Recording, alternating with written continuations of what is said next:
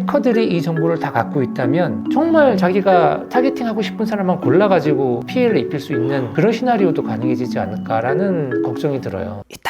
네, 안녕하세요. 오늘도 찾아온 이따방 뉴스 시간입니다. 오늘은 벌써 SKT 해킹 사건으로 5번째 촬영을 하고 있습니다. 오늘 5월 19일 월요일이고요. 오늘 2차 조사 결과 발표를 중점으로 다뤄볼 예정입니다. 내용을 한번 보도록 하겠습니다. 조사 내역이 나왔어요. SKT 리눅스 서버 3만여 대에 대한 4차례 점검을 실시했고, 이제 조사 결과로는 총 23대의 서버에서 25종의 악성 코드가 발견이 됐고요. 9.87기가 약 2,696만 회선 유심 정보가 유출이 되었다. 그리고 2대의 서버에 개인정보도 저장한 내역이 발견되었다. 이런 내용입니다. 그리고 이제 향후 조사 예정으로는 SKT 모든 서버로 이제 점검을 확대할 거다. 이렇게 발표를 했고요. 타 통신사와 플랫폼사의 보안 점검 TF를 운영을 하고 있고, 매일 또는 주 단위로 점검 결과를 이제 정부에서 확인을 한다고 합니다. 그 다음에 아까 앞에 말씀드렸던 이제 개인정보 자료 유출 가능성에 대해서 SKT 보고 예방 조치를 강구할 수 있는 방법을 이제 좀 요구를 했습니다.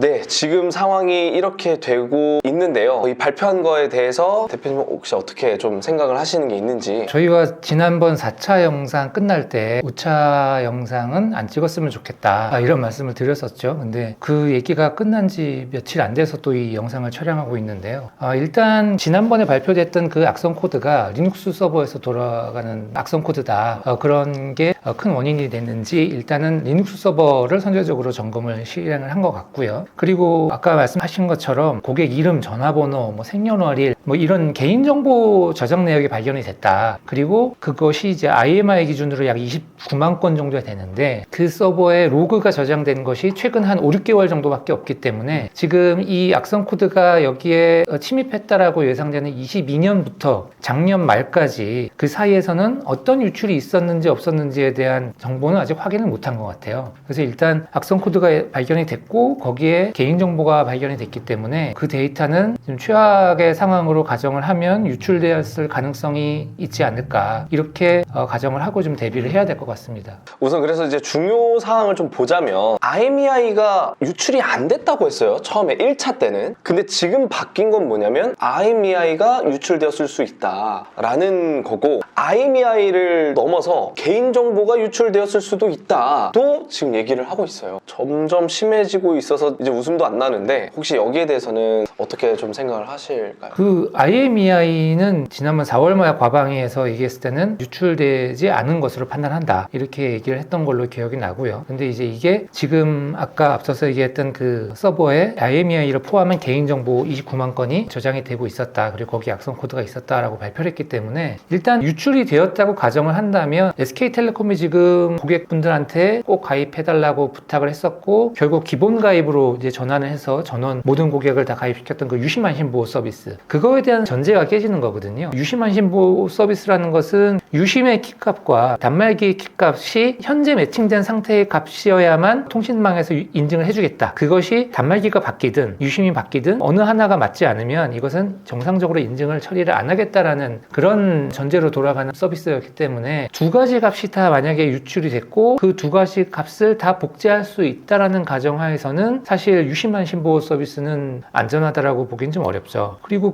저희가 지금 계속 여러 회차에 걸쳐서 말씀드리면서 유심의 복제 가능성은 사실 거의 없다. 유심이라는 그 디바이스 특성상 예전에 2G GSM 때 심카드를 제외하고는 유심이 복제된 사례는 거의 찾기가 어렵습니다. 이렇게 많이 말씀을 드렸는데, 하지만 저희가 모든 해커들의 그런 것들을 알 수는 없는 거니까. 근데 IMEI는 찾아보면 오히려 그 사례들을 찾기가 좀 더 쉬워요. 2024년도, 2025년도에도 중국 저가 단말기들, 샤오미라든가 비보라든가 오포 이런 회사들의 기종에 대해서는, 비보 같은 경우에는 제조사 쪽에서 IMEI 관리를 잘못해가지고 동일한 IMEI를 갖고 있는 폰이 생산이 된 적도 있었고, 샤오미라든가 오포라든가 이런 회사에 대해서는 방글라데시인가요? 거기에서 15만 대가 복제된 뉴스도 작년에 나온 적이 있었고요. 또 그걸 또 복제하려고 시도했던 장비라든가 이런 것들이 발견된 사례도 있었습니다.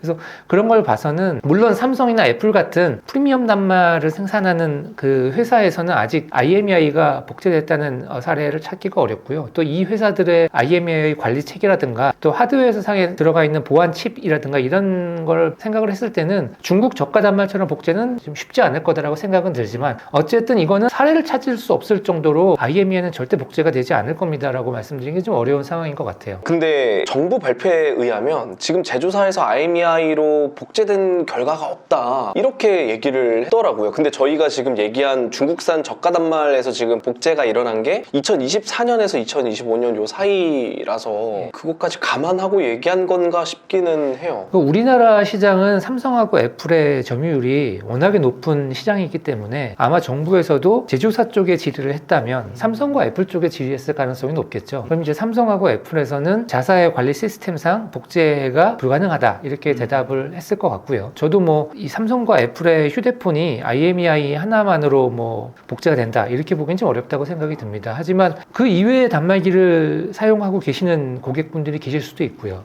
또 삼성하고 애플이 미처 대응하지 못하는 부분도 있을 수 있기 때문에 이 부분에 대해서는 좀 주의를 기울여야 되지 않을까라고 생각은 듭니다. 그러면 이제 그 다음에는 개인정보 유출이 좀 되었다고 했는데 이건 또 어떻게 좀 보고 계실까요? 이 개인정보 유출은 정말 좀 심각한 문제인 것 같아요. 왜냐하면 지금 저희가 2차 영상 때였나요? SK텔레콤이 해킹되었다고 처음에 발표했었던 HSS라는 서버, 이거는 그 통신 서비스의 운영 계통의 서버이고 이 운영 계통과 고객들의 개인정보를 저장하고 있는 정보 계통은 분리돼서 운영을 할 거기 때문에 운영 계통 쪽이 해킹된 것은 다른 개인정보가 해킹되었다라고 보기엔 좀 어려울 수 있다 이렇게 말씀을 드렸었고, 또 과방위에서 SK텔레콤 그 부사장님도 마케팅 쪽 서버는 다 암호화가 돼 있고 이거는 분리돼서 운영이 되고 있다라고 이제 얘기를 한 바가 있습니다. 근데 오늘 발표에서 보면 개인정보가 운영계 시스템에 있었다는 얘기로 해석이 돼요. 임시 서버라고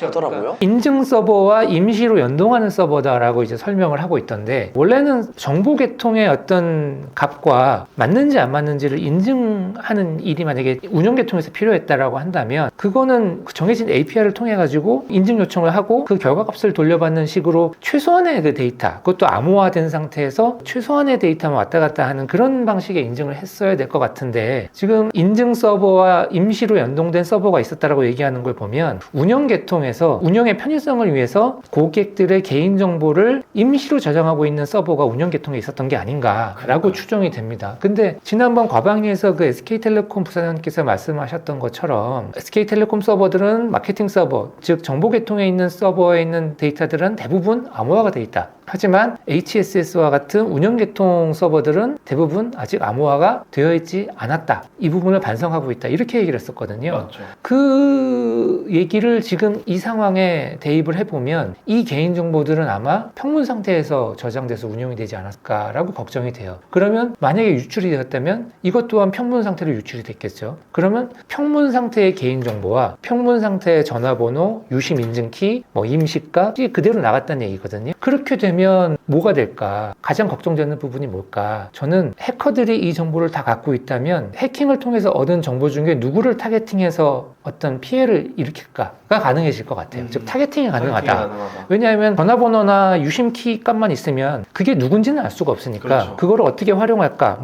이 데이터를 다크웹에 팔까? 이런 식으로 전개가 됐을 수 있다면 이제는 그게 누군지를 알고 있기 때문에 그 정보들을 통해 가지고 이 사람이 어떤 사람인지, 돈이 많은 사람인지 적은 사람인지 이런 것들을 만약에 어떤 소셜 엔지니어링을 통해서 파악할 수 있다면 정말 자기가 타겟팅하고 싶은 사람만 골라가지고 피해를 입힐 수 있는 그런 시나리오도 가능해지지 않을까라는 걱정이 들어요. 근데 또 이게 진짜 털렸냐 안 털렸냐에 대한 문제를 또 확정짓지는 않더라고요. 그 임시 서버에서도 지금 악성 코드가 발견되었고, 근데 또 여기에 로그 기록이 없다. 로그 기록이 없을 수가 있나요? 근데 이제 22년도에 악성 코드가 침입한 걸로 추정이 되고 로그는 24년도 12월부터 현재까지 있는 것처럼 발표를 했어요. 그 얘기는 최근 6개월 정도만 이 서버에는 로그를 기록하는 설정이 돼 있지 않았나 이렇게 추정은 되고요. 그 이전 거는 다 이제 덮어쓰기가 됐겠죠. 약간 CCTV처럼 계속 덮어쓰고 있다는 거죠. 예,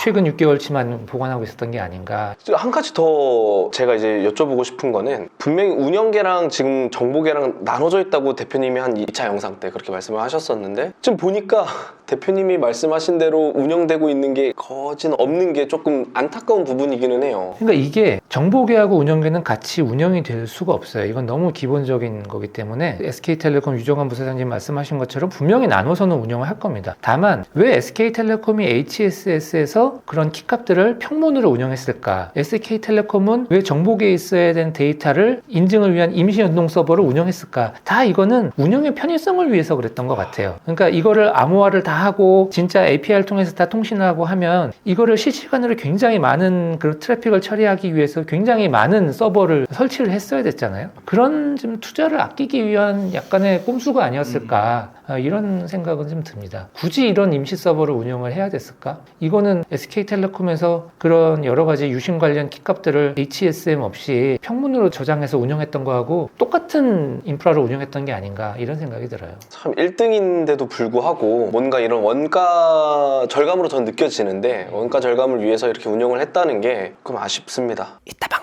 대비 방안입니다. 사실 지금 저희가 여러 가지를 매우 말씀드린 게 있는데 IMEI도 털렸다, 개인정보도 털렸다 이렇게 지금 막 얘기가 나오고 있다 보니까 혼란스러우실 것 같아서 대비 방안에 대해서 한번 말씀을 해주실 수 있을까요? 일단 저희가 처음부터 계속 말씀드렸던 것처럼 일단 유심 교체가 가장 중요할 것 같습니다. IMEI도 지금 그 해킹됐을 리스크가 확인된 거기 때문에 더 이상 유심 안심보호 서비스만 믿을 수는 없는 상황이거든요. 유심 재설정도 마찬가지고 그렇기 때문에 일단 빨리 예약 신청을 하셔가지고 가능한 빠른 시일 내에 SK텔레콤에서 유심 교체를 받으시거나 아니면 타사로의 번호 이동이 가능하신 분들, 위약금이 없다거나 이러신 분들은 바로 번호 이동을 한번 고민해 보시는 것도 중요할 것 같고요. 당장 이제 유심 교체가 어려우신 분들은 부분적으로라도 이제 안전함을 확보하시기 위해서 그런 유심 안심보호 서비스, 또 유심 재설정 서비스 이런 것들을 빨리 받으시는 게 중요할 것 같고요. 근데 뭐 유심 안심보호 서비스는 SK텔레콤에서 이제 모든 고객에게 이미 적용됐다라고 얘기했으니까 그 부분은 뭐 추가로 더 하실 필요는 없을 것 같고요. 그리고 그 방송통신위원회하고 카이트에서 운영하는 그 명의도용 방지 서비스라는 게 있어요. 그 msafer라는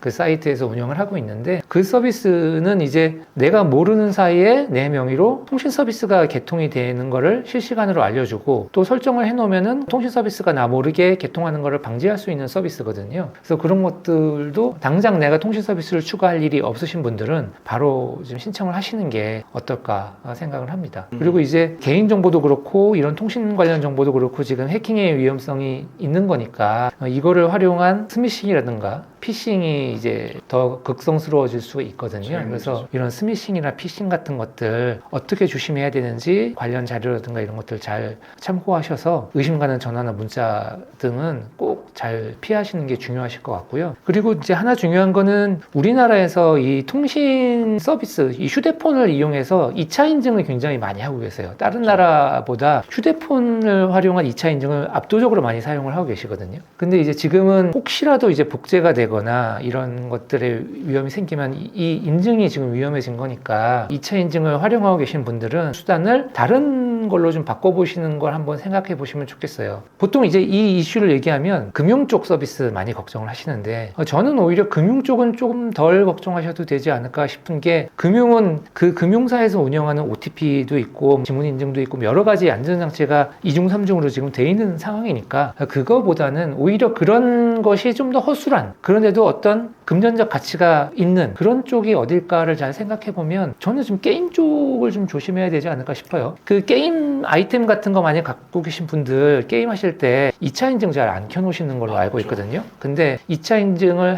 해놓으셔도 이제 휴대폰이 편하니까 휴대폰으로 해놓으시는데 그 휴대폰 말고 뭐 구글 OTP라든가 마이크로소프트 오센티케이터라든가 뭐 이런 그 별도의 그 OTP 앱들을 활용한 인증 수단들이 있거든요. 그런 것들로 좀 설정을 하셔서 게임이라든가 이런 다른 서비스들에서의 어떤 가치 있는 자산들에 대한 보호도 좀 신경 써주시면 좋을 것 같고 또 한 가지는 휴대폰의 OS 같은 것도 좀 잘 신경 쓰셨으면 좋겠어요. 업데이트라든가 이런 것들 좀 귀찮아서 안 하시는 분들 있는데 예전 버전의 OS를 쓰신다거나 하시는 분들은 좀 최신 그 버전으로 업데이트를 꼭 해놓으시는 게 좋을 것 같고요. 또 사용의 편의성이라든가 이런 것 때문에 휴대폰을 루팅해서 쓰시는 분들 계시는 걸로 알고 있어요. 근데 루팅이라는 건 말 그대로 그 휴대폰의 최고 사용 권한을 이제 획득을 하는 거잖아요. 거잖아요. 근데 툴들이 정말 안전한지 아닌지를 좀 확인하기가 어려우실 것 같아요. 그러면 이제 그런 루트 권한이 내가 아닌 다른 사람에게 주어질 수 있으면 그럼 정말 그 휴대폰에 있는 모든 정보를 다 공개하는 거와 마찬가지니까 가급적 루팅은 하지 않고 사용하시는 게 좋지 않을까 이런 생각이 듭니다. 대표님께서 지금 여러 가지 방안들 말씀을 해주셨는데요. 이 방법을 하는 게 일단 기본인 거고 가장 중요한 거는 이제 유심을 변경할 수 있으면 변경하는 게 제일 좋다. 그래서 지금 저희 막 댓글도 보고 하니까 뭐 유심 재설정 이런 것보다도 이심으로 바꿀 수 있다는 거를 좀 얘기를 해달라 이렇게 얘기는 하더라고요. 네, 그래서 말씀은 드리는데 사실 이심 같은 경우에는 이심을 또 지원하는 단말기가 있고 아닌 것들이 있기 때문에 보편화된 방법은 아니어서 저희가 전에 영상에서는 한번 빼고 말씀을 드렸었다 이렇게 보시면 될 것 같아요. 하지만 이제 유심이 물리적으로 없어서 못 바꾸시는 분들은 SKT를 유지하시는 것도 방법이겠지만 위약금이 끝나신 분들은 통신사를 이동하는 것도 하나의 좀 방법일 수도 있겠다 이런 말씀을 드리면서 막간으로 좀 광고 좀 하겠습니다. 저희가 만든 양심있다라는 서비스가 있는데요. 이게 원래 유심있다라는 서비스로 유심 지도를 만들려고 했던 거였어요. 그런데 이 유심 지도에 대해서 API를 SKT에서 제공해주지 않는다는 이메일을 저희가 이제 받았고 일단은 어느 정도 저희는 예상하고 있었던 일이었어서 이걸 이제 양심 있는 판매점들과 혹은 대리점 그들과 이제 고객들을 연결해 준다라는 의미로 양심 있다라는 서비스를 만들었습니다. 그래서 밑에 저희가 한번 URL 남겨놓을 테니까 꼭 한번 들어가셔서 확인해 보시는 것도 좋을 것 같습니다. 저 질문이 있습니다. 네. 제 주변에 SKT 유저가 많아서 그분들이 가장 궁금해하는 건 크게 두 가지인 것 같아요. 첫 번째는 유심 교체를 하더라도 어차피 SKT에서 SKT로 옮기는 건데 이게 효과가 있느냐가 첫 번째고, 두 번째는 이미 털릴 대로 털려서 난 신경 안 쓰겠다 라는 게 있는데 이건 안전 불감증인 건지 실제로 맞는 말인 건지가 좀 궁금합니다. 일단 SKT에서 SKT로 바꾸는 게 의미 있느냐는 일단 이번 해킹 사건의 핵심은 유심을 교체하는 거거든요. 지금 이 해킹된 것으로 추정되는 정보들에 의해서 내가 피해를 안 입으려면 기본적으로 유심의 그 인증키 값을 바꿔야 되는 상황이기 때문에 그게 원천적인 답이기 때문에 SKT에서 SKT로 바꾸든 SKT에서 타통신사로 바꾸든 유심을 교체하는 것은 의미가 있습니다. 다만 SKT에서 SKT로 그냥 바꾸는 게 어떤 문제가 있냐 하면 1차 조사 결과 발표에서는 전체 HSS에서 뭐 3대, 4대 서버에서만 악성 코드가 발견해서 뭐 이렇게 됐다 이렇게 발표했는데 오늘 2차 조사에서는 또 이게 확 늘었어요. 이게 이제 해킹 방식이 오랫동안 잠복을 해 있다가 해킹하는 이런 방식이기 때문에 지금 뭐 전수 서버 조사를 다 한다고 하지만 SK텔레콤의 서버가 안전할까에 대해서 저도 이제는 확신을 좀 못하겠어요. 이게 어디에 숨어 있는지 그걸 제대로 다 찾을 수 있는지 그거에 대한 우려가 있기 때문에 SK텔레콤을 좀 신뢰하기 어렵다라는 생각을 하시는 분들은 타통신사로 이동하시는 게 오히려 좀 더 좋지 않을까. 그거를 완벽하게 지금 SK텔레콤이 막을 수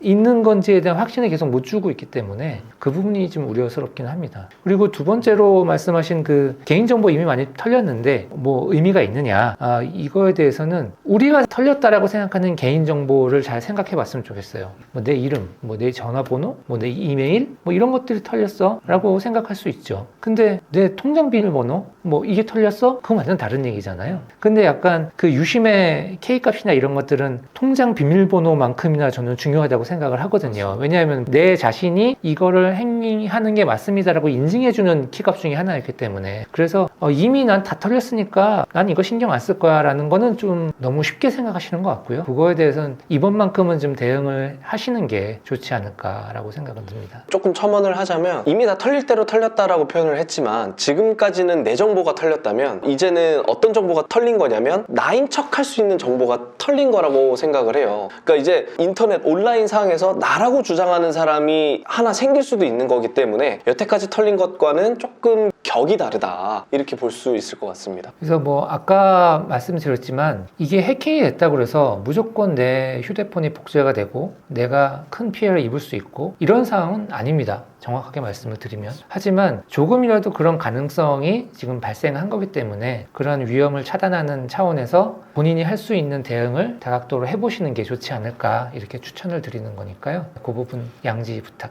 드리겠습니다.